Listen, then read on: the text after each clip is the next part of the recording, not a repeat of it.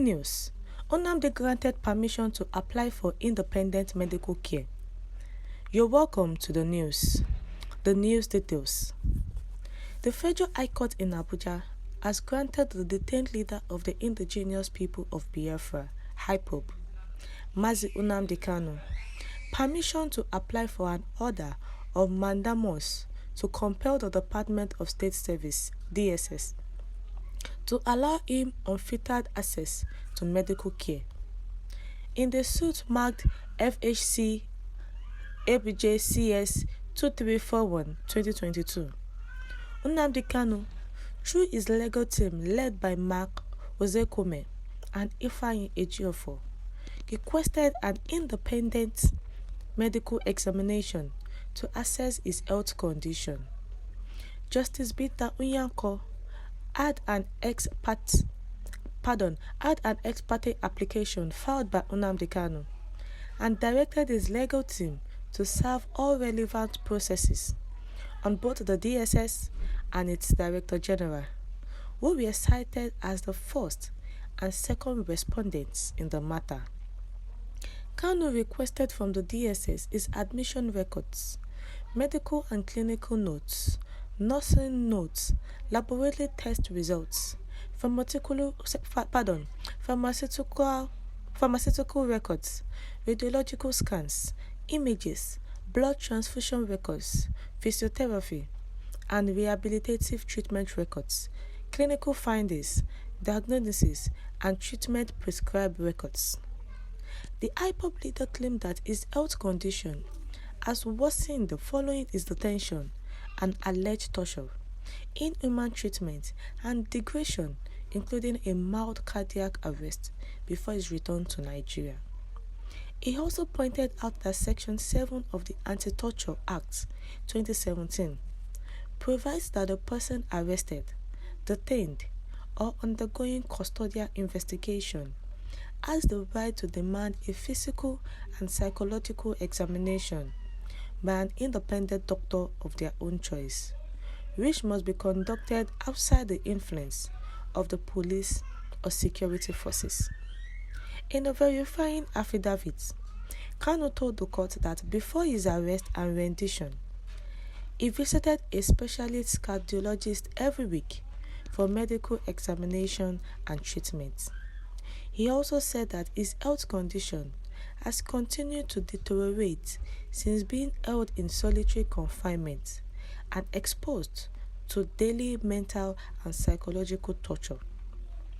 Kanu's medical reports, issued by medical specialists managing him before his arrest and rendition, showed that his health has taken a downward spiral since then.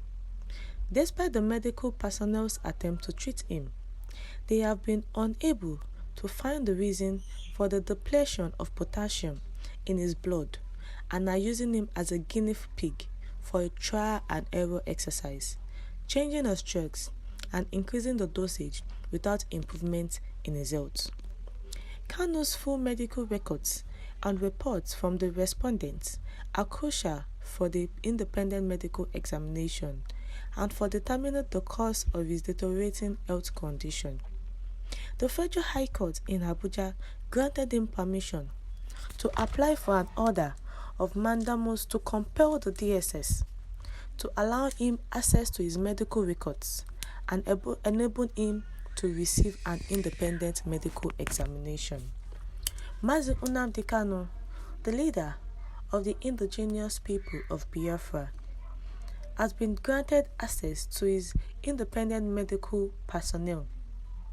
Mazi Nnamdi Kanu, who has been in detention of the DSS since 2021, said his health has been deteriorating since when he was smuggled back into Nigeria.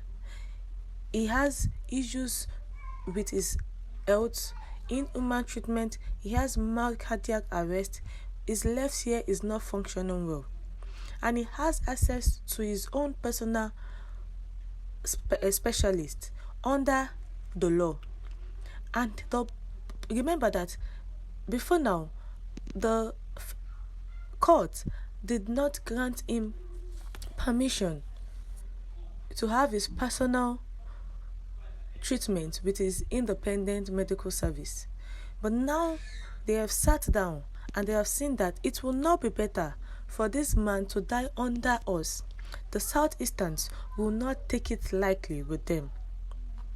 In a verifying affidavit, Kanu, who told the courts that before his arrest and abduction, he do visit the specialist cardiologist every week for medical examination and treatment. The applicant's health condition has continued to take a downward spiral since then. That on various occasions, the medical personnel brought by the respondents took the applicant's blood sample and allegedly transported the same to South Africa for screening. And up to date, there is no end in sight for their trial and error medicare. That all medical experts that have so far attended to this complex health situation of the applicants failed to medically fathom the explanation for the continued failure of various treatments so far given to the applicant. Hence, there are inquiries as to whether the applicant may have been injected with a dangerous substance by those that abducted him in Kenya before being forcefully smuggled into Nigeria.